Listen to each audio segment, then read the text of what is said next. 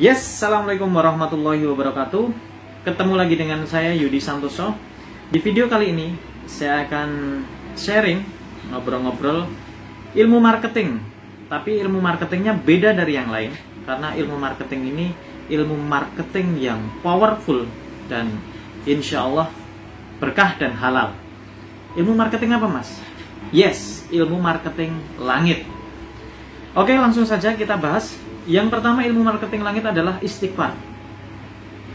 Kenapa kok istighfar itu menjadi ilmu marketing langit, Mas?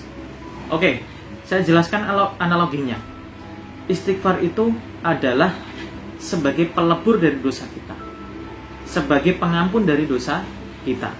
Lah, dosa itu diibaratkan sebagai kotoran, karat. Kalau analoginya, ketika kita punya toren itu tempat air ya, tempat air di atas di atap kita biasanya buat penampungan air.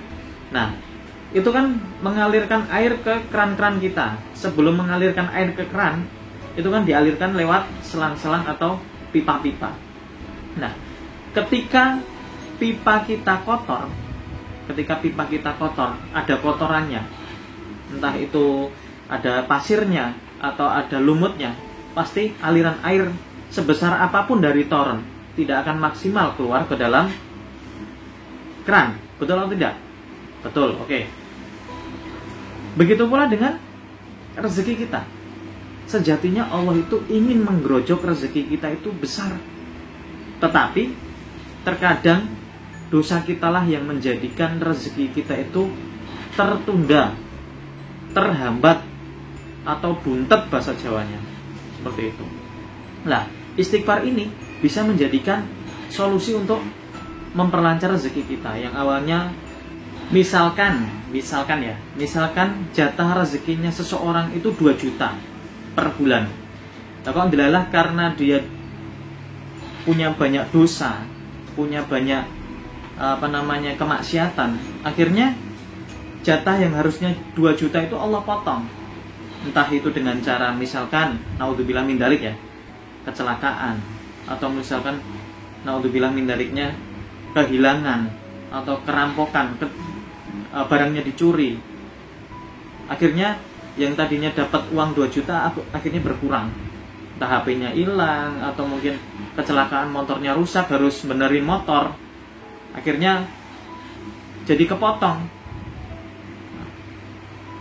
Seperti itu. Oleh karenanya, istighfar ini adalah solusi untuk memperlancar rezeki kita.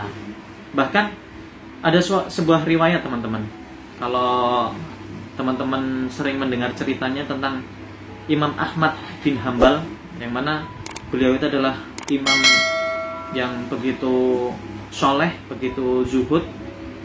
Beliau itu tidak ada angin, tidak ada undangan. Beliau itu tiba-tiba pengen pergi ke suatu kota.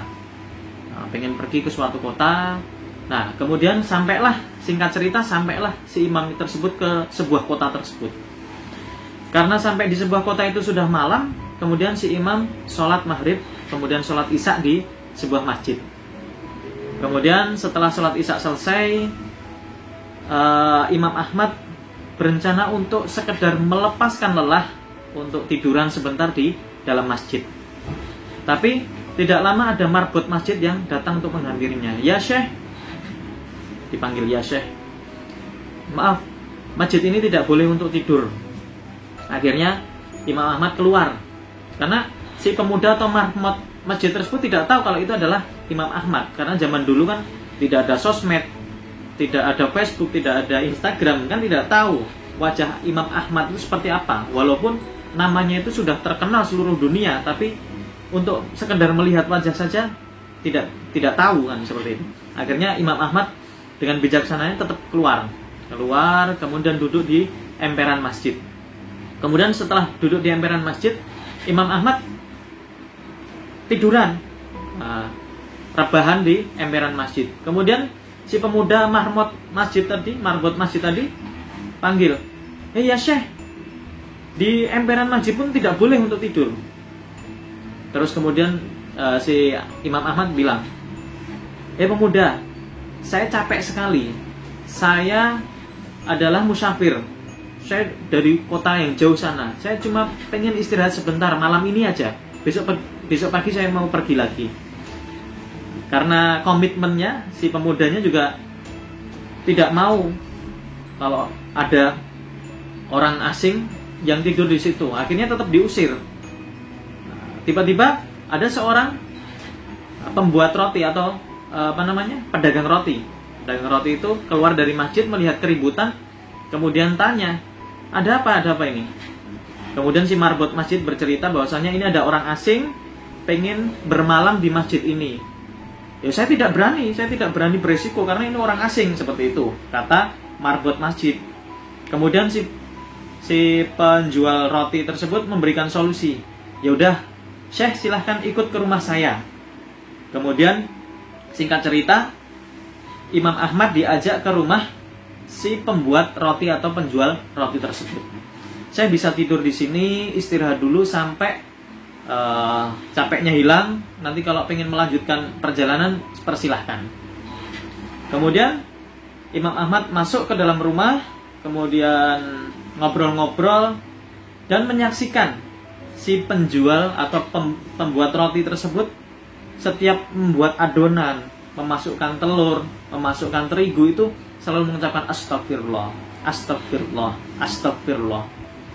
Kemudian penasaran Imam Ahmad, hei di sana atau ya fulan, sejak kapan kamu mengamalkan atau membaca istighfar tersebut? Kemudian dijawab oleh si pembuat roti tersebut, saya mengamalkan istighfar ini sejak dulu, sejak saya masih muda. Saya tidak pernah berhenti istighfar kecuali ketika saya ngomong, kecuali saya makan, dan kecuali saya tidur. Jadi istighfar terus. Kalau dia diem istighfar, kalau dia diem istighfar, seperti itu. Kemudian Imam Ahmad masih penasaran, melanjutkan pertanyaannya.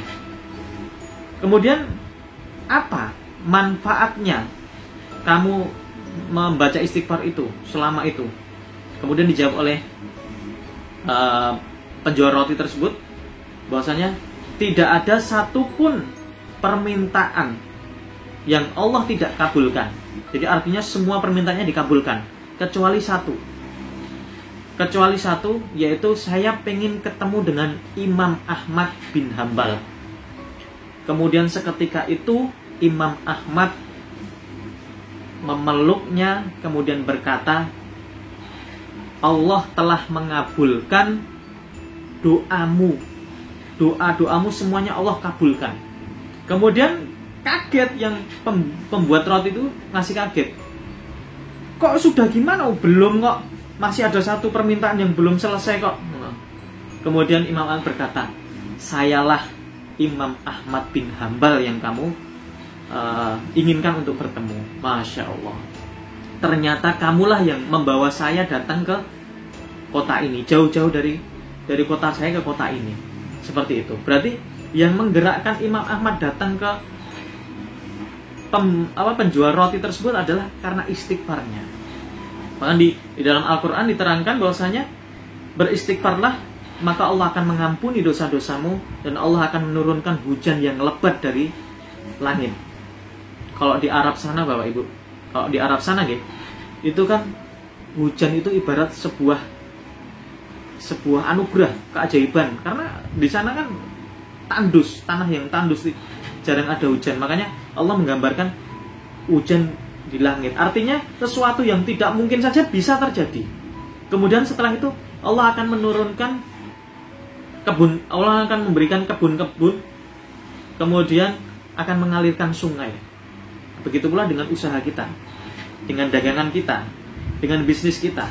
Maka insya Allah akan dilancarkan, insya Allah akan dilariskan dagangan kita karena dengan adanya istighfar tersebut. Ini baru satu jurus. Insya Allah akan saya lanjutkan di video-video selanjutnya. Oleh karena itu jangan lupa like, share, dan subscribe. Mudah-mudahan video ini bisa bermanfaat. Dan jangan lupa klik tombol subscribe karena nanti akan saya lanjutkan video selanjutnya, marketing langit untuk jurus yang kedua. Dari saya Yudi Santoso, akhirul kalam. Assalamualaikum warahmatullahi wabarakatuh.